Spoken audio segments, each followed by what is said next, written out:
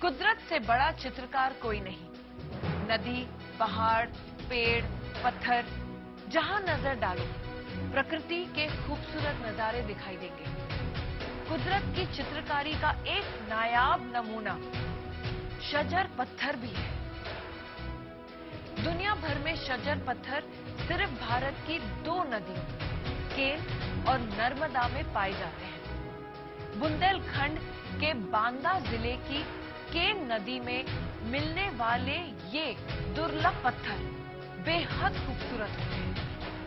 जानकार कहते हैं कि कोई भी 2 शजर पत्थर एक जैसे नहीं होते, मतलब हर एक पत्थर में अलग अलग चित्रकारी।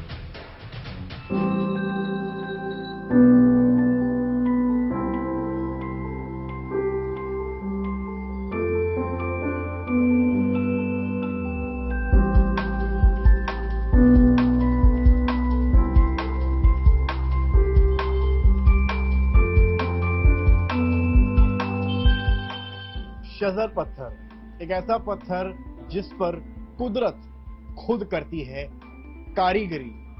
आपने आगरा में ताजमहल जरूर देखा होगा, पर अगर मैं वही ताजमहल आपको बांदा में दिखाऊं तो शायद आप इस ताजमहल को देखकर चौंक से जाएंगे। पर जब आप इसकी खूबसूरती को देखेंगे और इस पर लगे उस शजर पत्थर को देखेंगे जिसके लिए बांदा जाना जाता है, तो आप अचंभित रह जाएंगे इसकी खूबसूरती देखकर।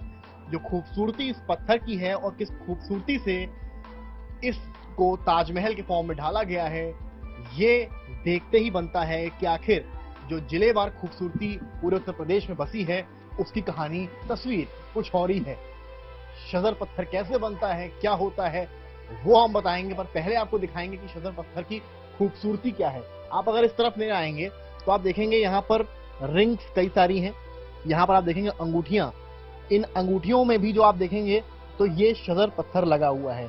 शजर पत्थर की खासियत यही है कि इसमें तरह तरह की कलाकृतियां होती हैं, और ऐसा नहीं है कि पत्थर में कोई कलाकृतियां कोई बनाता है, ये अपने आप बनी होती हैं। ये कुदरत का करिश्मा है। जैसा कि इसमें आप देखेंगे एक पेड़ की कलाकृति बनी है। आप तमाम इधर अगर आप आएंगे, इसको अगर आप गौर से देखेंगे तो आप यहाँ पर पाएंगे कछुए की आकृति, इसमें लिखा भी हुआ है। ये देखिए कछुए की आकृति बनी है। यहाँ पर आप देखेंगे ओम के ऊपर ब्रह्मा जी, यहाँ पर आपको ब्रह्मा जी ओम के ऊपर नजर आएंगे। यहाँ आपको भगवान गणेश की भी आकृति नजर आएगी। तमाम ऐसी आकृतियां आप इन छोटे छोटे पत्थरों में पाएंगे।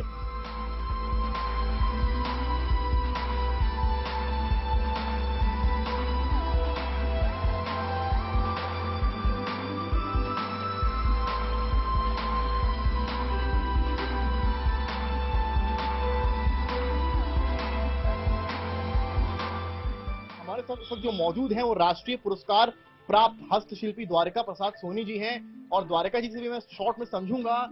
द्वारिका जी, ये दर्शकों को बताइए कि पत्थर कैसे निकाले जाते हैं और ये क्या कलाकृतियां अपने आप बनी होती हैं, तो कैसे बनती है? ये पत्थर बांदा केन नदी और नर्मदा नदी से निकलता है। इस पत्थर की खास बात यह है कि ये बहुत हार्ड स्टोन है। इसकी डेंट अगर मास स्केल में कठोरता देखी जाए तो 7 है, और ये विश्व में कहीं नहीं पाया जाता, केवल बांदा में ही बनाया जाता है। इसमें जो आकृति आप देख रहे हैं वो केवल इस पत्थर पे ही निकलती है, जो अपने आप में बहुत ही अलग है। पूरे विश्व में कहीं नहीं पाई जाती। बांदा केन नदी से निकलने वाला शजर पत्थर पूरे विश्व में विख्यात है। और बहुत सारी इसमें चीजें हैं। जैसे पहली चीज ये कि जो हमारे बुजुर्ग बताते चले आ रहे हैं कि जो कभी भी एक पूर्णमासी की रात में जिस भी पक्षी की, पेड़ की, किसी भी चीज की छाया अगर उस पत्थर के अंदर पड़ रही है तो उसकी आकृति उस पत्थर के अंदर आ जाएगी, जैसे आपने अभी देखा। और दूसरी वैज्ञानिक रूप से देखा जाए तो ये जो शजर स्टोन है इसमें 2 चीजें हैं। फॉसिल्स, लोग वैज्ञानिक रूप कहते हैं कि ये फॉसिल स्टोन है, क्योंकि जब ज्वालामुखी फटे और सतह में केवल पत्थर ही पत्थर और ज्वालामुखी ही था, तो सबसे पहले पत्थर ठंडा हुआ। जब पत्थर ठंडा हुआ तो उसमें मैग्नीशियम और लौह के पदार्थ जो थे वो उसके अंदर प्रवेश किए और पत्थर दबता चला गया, तो उसकी ये आकृति। तमाम कहानियां हैं जैसे कि इन्होंने बताया है कहा यह भी जाता है कि जब भारत आजाद नहीं था, जब यहाँ ब्रिटिश काल था, क्वीन एलिजाबेथ को भी ये पत्थर इतना पसंद आया था कि उनके पास ये भेजा गया था और उन्होंने इस पत्थर का गहना पहना था।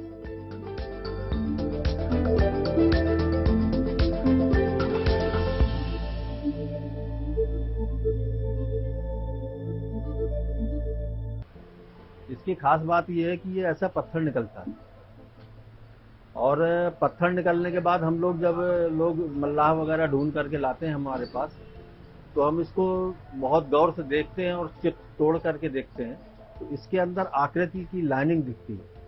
उस लाइनिंग को देखते हुए हम समझ में आ जाता है कि इसके अंदर आकृति है या अथवा नहीं है। फिर हम उसको ला करके मशीन में घिसाई करते हैं। कटिंग करने लायक हुआ तो कटिंग करते हैं और अगर घिसाई करने लायक हुआ तो घिसाई करते, और फिर इसके हम लोग चिप्स काट लेते हैं, मतलब 3 mm मोटा जो है परत काट के घिसाई करते हैं, शेप करते हैं, और जो जैसा शेप देना है, जिसके अंदर आकृति जैसी निकलती है उस आकृति के हिसाब से हम लोग शेप देते हैं और शेप दे करके इसमें पॉलिश करते हैं। पॉलिश करने के बाद बिल्कुल सेम ऐसा नगीना निकलता है।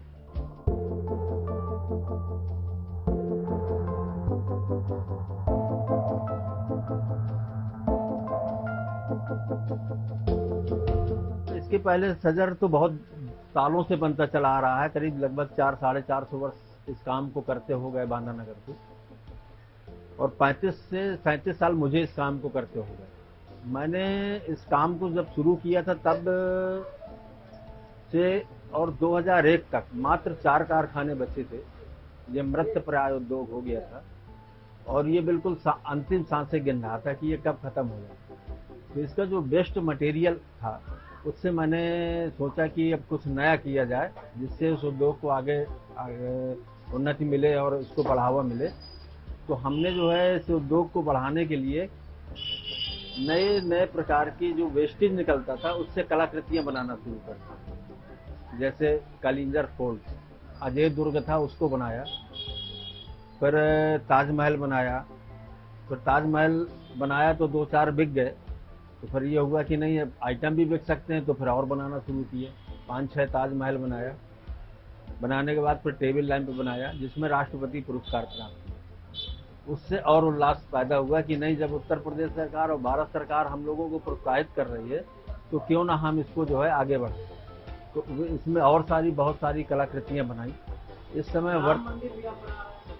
समय वर्तमान में मैं राम मंदिर का निर्माण कर रहा हूँ।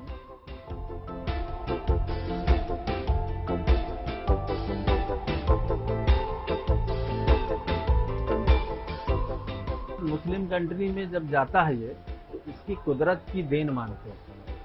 ये कुदरत का तोहफा है। सजर पत्थर का जो नाम पड़ा तो क्योंकि नेचुरल पेड़ पौधों की आकृति निकलती है।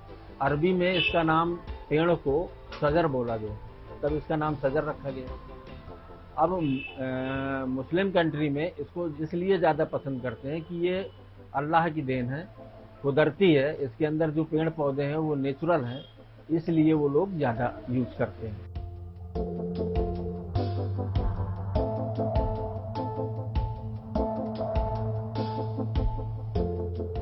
बांदा के शजर पत्थर की खूबसूरती देखते ही बनती है, और अगर इस खूबसूरती को एक धार्मिक नाम दे दिया जाए, और वो नाम और कुछ किसी चीज का नहीं बल्कि अयोध्या में बन रहे राम जन्मभूमि यानी कि राम मंदिर का हो, तो क्या ही कहने। और अब मैं आपको जो तस्वीर दिखाऊंगा वो ठीक वैसी ही आप पाएंगे। आप देखेंगे कि यहाँ पर वो पूरी तैयारी है। एक तरफ अयोध्या में जहाँ राम मंदिर बन रहा है, 2023 तक तैयार होने की उसकी बात है, तो यहाँ भी बांदा के शजर पत्थर से एक राम मंदिर तैयार किया जा रहा है।